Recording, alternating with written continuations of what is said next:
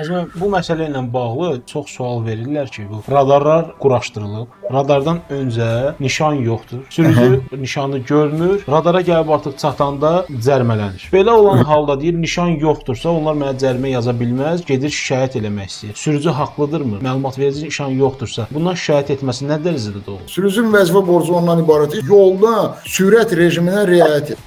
Ən azından heç olmasa özünün təhlükəsizliyini təmin etsin. Hərdən belə sürücülərə rast gəlir ki, görürsən sürət həddini aşıb, radarın altından keçib bilə-bilə. Amma nişanın olmadığını əsas gətirir ki, nişan yoxdur da məni niyə cərmələyirlər ki? Nişanın olmamağı sürücüyə heç bir əsas vermir ki, sürət həddini yolda aşsın. Bu bir.